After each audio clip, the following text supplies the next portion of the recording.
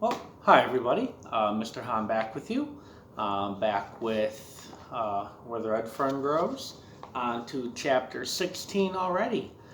So today I'll do 16, and there's only 20 chapters, and I will read chapters 19 and 20 together. They'll be a little bit longer. That's probably a 35-minute read, but they're both kind of combined, maybe 40 minutes even. But probably the best 20 pages of any book I've ever read in my life. So I'm looking forward to that. But chapter 16. In the afternoon, our judge came over and introduced himself. He told us he'd be going out with us that night. About sundown, we piled in our buggy and drove a few miles downriver. I noticed other hunters doing the same thing.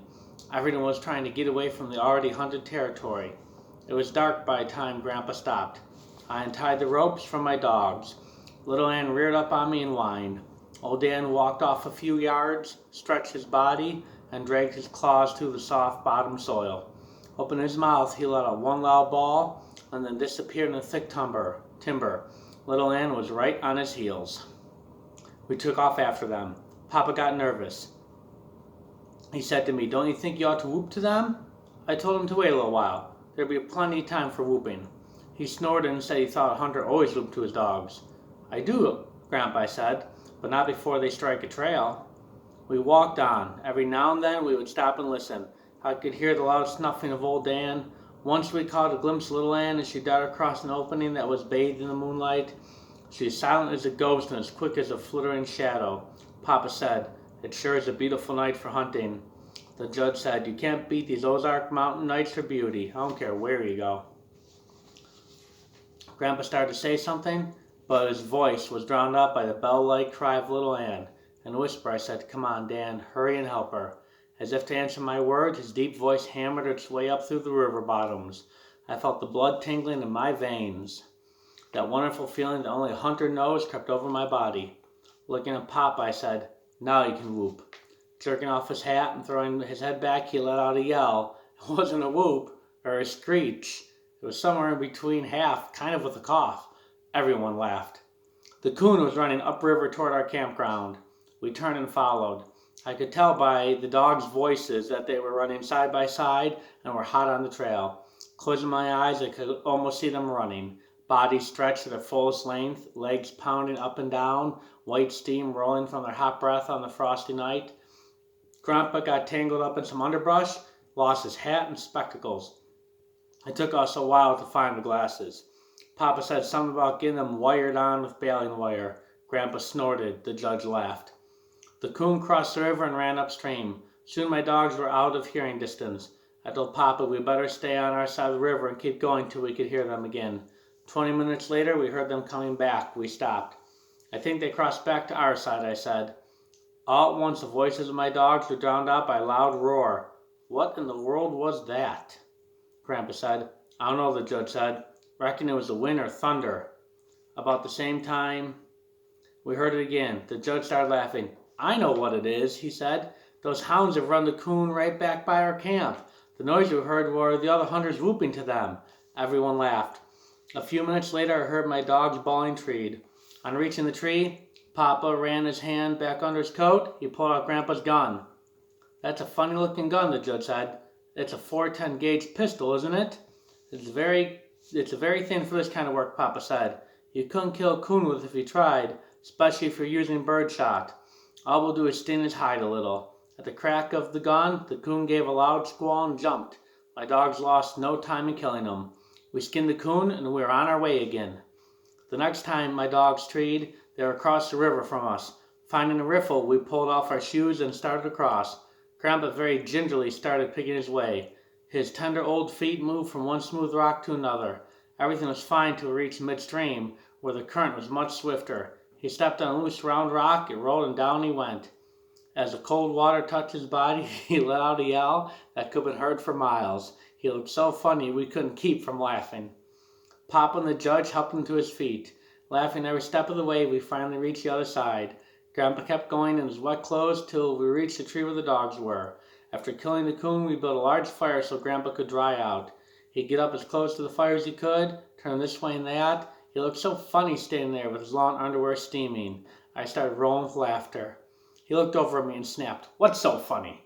"Nothing." I said, "Nothing." "Well, then why are you laughing?" he said. At this remark, Pop and the judge laughed till their eyes watered.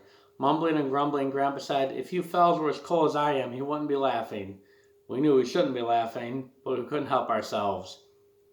The judge looked at his watch. "It's after 3 o'clock, he said. "Do you think they'll tree another one?" As if to throw the words back in the judge's face, old Dan opened up. I stood up and whooped, "Woo-wee! Get 'em, Dan, get 'em! Put 'em up in a little tree." There was a mad scramble. Grandpa tried to put his britches on backwards. The judge and Papa ran over to help him with his shoes. Each one tied a shoe on the wrong foot. I was laughing so hard I couldn't do anything.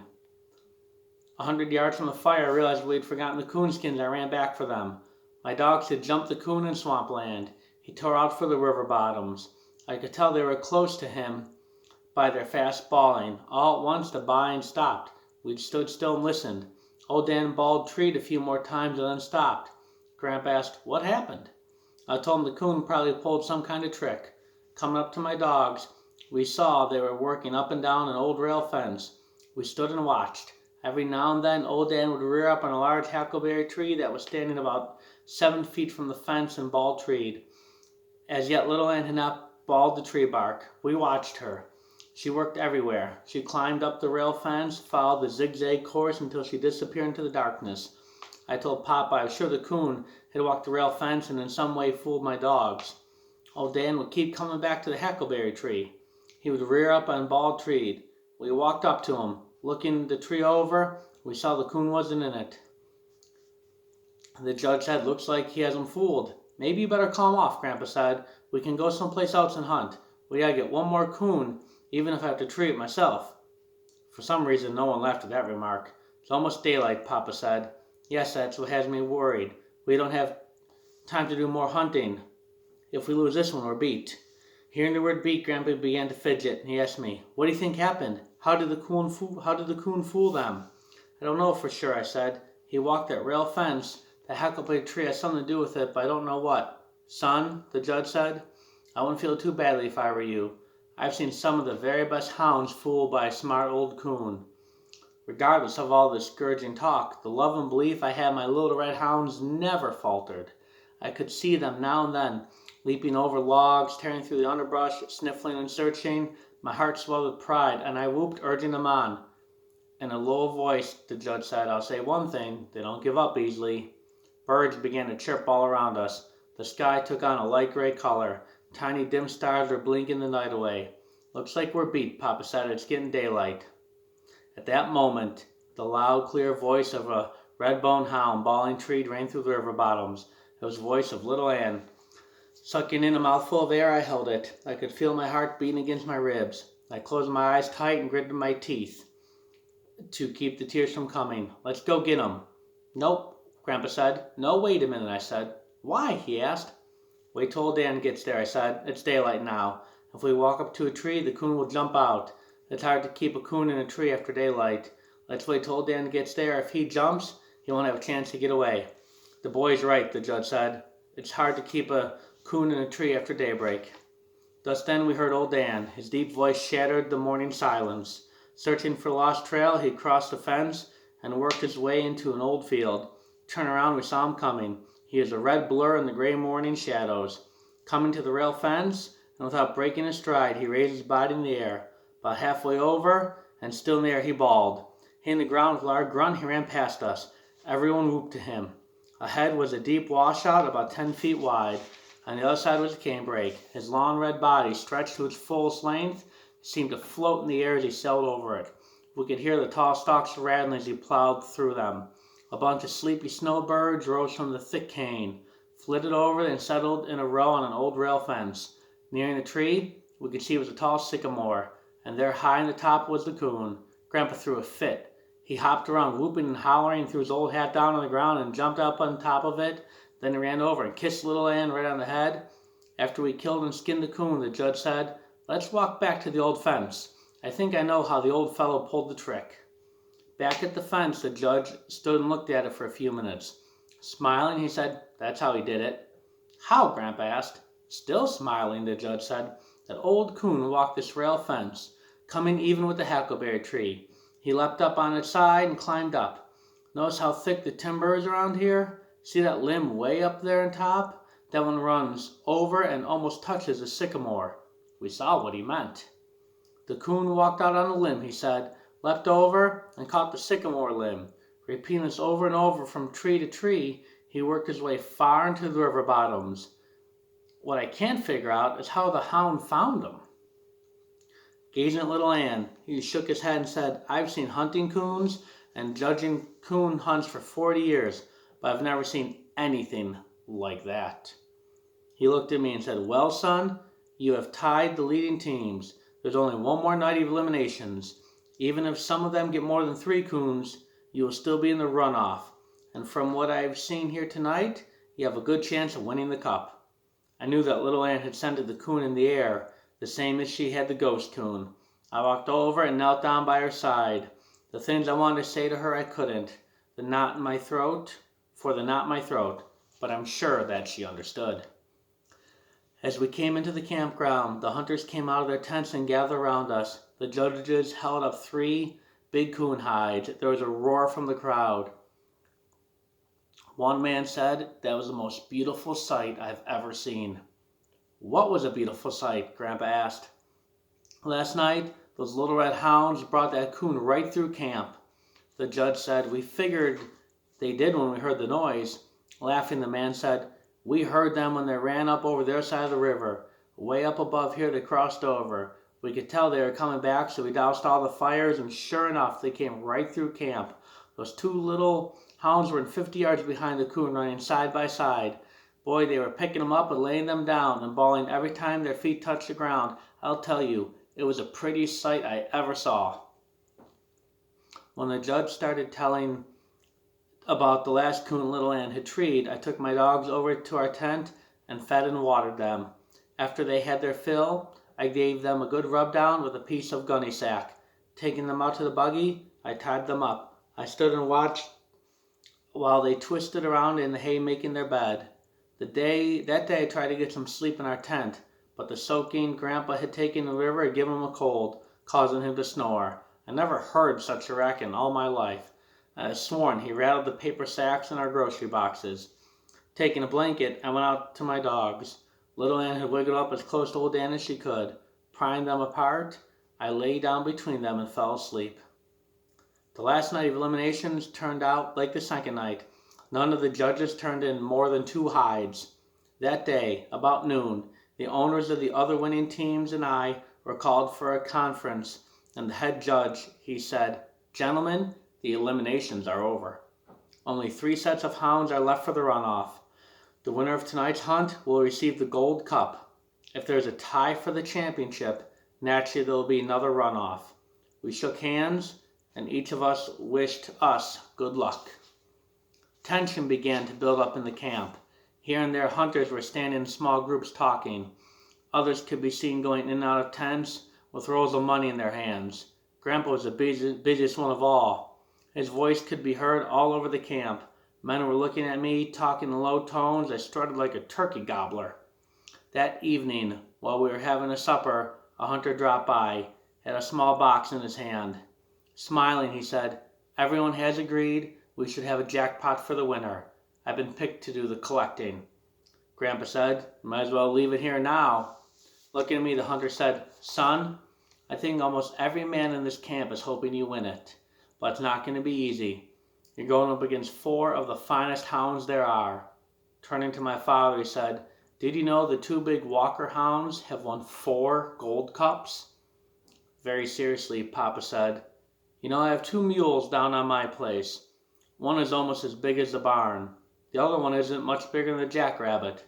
But the little mule can outpull my big one every time. Smiling, the hunter turned to leave and said, you could be right. Papa asked me where I thought we should start hunting. I've been thinking about it all day, I said. You remember where we jumped the coon in the swamp? Papa said yes. Well, the way I figure, more than 1 coon lives in that swamp. It's a good place for them, as there are lots of crawfish and minnows in those potholes. If a hound jumps one there, he has a good chance to tree him. Papa asked, why? It's a long way back to the river, and about the same distance to the mountains. Either way he runs, a dog can get pretty close to him, so they'd have to take to a tree. That evening we climbed into Grandpa's buggy and headed for the swamp. It was dark by the time we reached it. Grandpa handed Papa his gun, saying, "You better be a pretty good shot with this thing." "I hope I get to shoot it a lot tonight," Papa said. Under my breath, I said, "I do too." After untying the ropes of my dogs, I held onto their collars for a minute. Pulling them up close, I knelt down and whispered, "This is the last night. I know you'll do your best." They seemed to understand and tugged at their collars. When I turned them loose, they started for the timber. Just as they reached the dark shadows, they stopped, turned around, and stared straight at me for an instant. The judge saw their strange actions. Laying a hand on my shoulder, he said, "What did they say, son?" I said, "Nothing that anyone can understand, but I can feel that they know the hunt is important. They know just as well as you or I. It's little Ann who found the trail." Before the echo of her sharp cry died away, old Dan's deep voice flowed out in the swamp. "Well, let's go," Papa said eagerly. "No, let's wait a minute," I said. "Wait, why?" Grandpa asked. "To see which way he's going to run," I said. The coon broke out of the swamp and headed for the river. Listening to my dogs, I could tell they were close to him. I said to Papa, "I don't think he'll ever make it to the river. They're on his heels now." By the time we circled the swamp, they were bawling treed. The judge said, "Boy, that was fast." I felt my father's hand on my shoulder. Looking at me, he smiled and nodded his head. Papa and I knew I had judged the coon perfectly. He didn't have time to reach the river or the mountains. My dogs treed the coon in a tall ash which stood about 50 yards from the river. I knew the 50 yards had saved us a good hour, because he would have pulled trick after trick after he got in the water. We spied the coon in the topmost branches. At the crack of the gun, he ran far out on a limb and jumped. He landed in an old fallen tree top. He scooted through it. Coming out on the other side, he ran for the river. And a tangled mass of limbs slowed my dogs, but they all but tore the tree tops apart getting out of it. The coon was just one step ahead of them when they reached the river, where them hit the water. Running over, we stood and watched the fight. The coon was at home in the river. He crawled up on old Dan's head, trying to force him under. Before he could do it, little Ann reached up and pulled him off. In a scared voice, Papa said, "That water looks steep to be. Maybe you better call them off," said the judge. "That's a big coon. He could drown one of them easily in that deep water." "Call them off," I said. "Well, you couldn't whip them off the stick." "There's no use in anyone getting scared. They know exactly what they're doing. I've seen this more times than one." Grandpa was scared and excited. He was jumping up and down, whooping and hollering. Papa raised his gun to aim. I jumped and grabbed his arm. "Don't do that," I yelled. "You sure hit one of my dogs." Round and around in the deep water, the fight went on. The coon climbed up on old Dan's head and sank his teeth into one of his tender ears. Old Dan bawled with pain. Little Ann swam in and caught the coon's hind leg in her mouth. She tried hard to pull him off. All three disappeared under the water. I held my breath. The water churned and boiled. All three came to the top about the same time. The coon was between the bank we were staying on and my dogs, and he swam toward us. They caught him again as they reached shore. He fought his way free and ran up for a large sycamore. Old Dan caught him just as he started up. I knew that was the end of the fight. After it was over and the coon had been skinned, Grandpa said, "I hope we don't have to go through that again tonight. For a while I was sure your dogs were goners." The judge said, "Well, have you ever seen that? Look over there." Old Dan was standing perfectly still, with his eyes closed and head hanging down. Little Ann was licking the cut in his bleeding ears.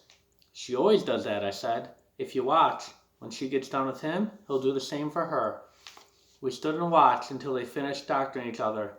Then, trotting side by side, they disappeared in the darkness. We followed along, stopping now and then to listen. All right, everybody. That is the end of chapter 16. Tomorrow we're on to chapter 17 and only a few more left. So once again, thank you for joining me.